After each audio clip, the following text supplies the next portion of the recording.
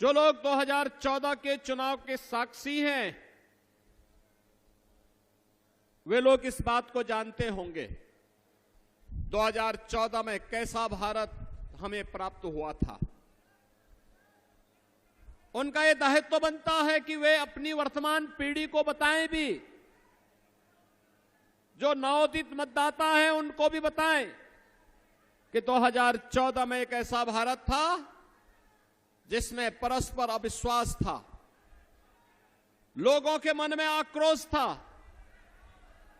लोग इस बात के लिए आशंकित थे कि क्या होगा हमारे भारत का। दुनिया में सम्मान घट चुका था, सीमाएं सुरक्षित नहीं थी, देश के अंदर कहीं आतंकवाद, कहीं नक्सलवाद, कहीं अलगाववाद सिर चढ़ करके बोल रहा था, विकास के कार्य ठप पड़ चुके थे, देश की सभी संस्थाओं में भ्रष्टाचार चरम पर पहुंच चुका था, युवा निराश था, किसान आत्महत्या कर रहा था, महिलाएं असुरक्षित थी और गरीब कल्याणकारी योजनाओं पे डकैती पड़ रही थी। बहनों और भाइयों, हमने बदलते हुए भारत को देखा है। 10 वर्ष में दुनिया में सम्मान बढ़ा है, सीमाएं सुरक्षित हुई हैं, नक्सलवाद और आतंकवाद की समस्या का समाधान हुआ है।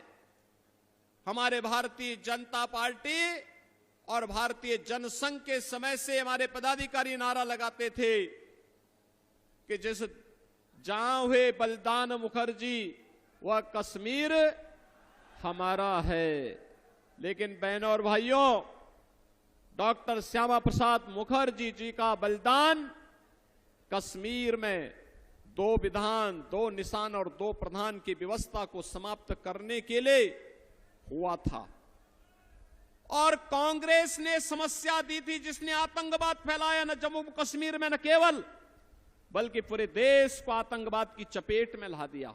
रोज विस्फोट होते थे, निर्दोष लोग मरते थे, व्यापारी तबाह होता था, परिवार के परिवार तबाह हो जाते थे और एक कांग्रेस के लोग तमाशबीन बने रहते थे।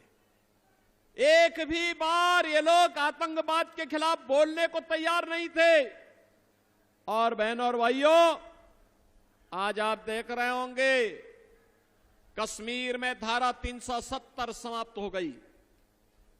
महिलाओं की गरिमा की रक्षा करने के लिए 3 तलाक की कुप्रथा समाप्त हो गई।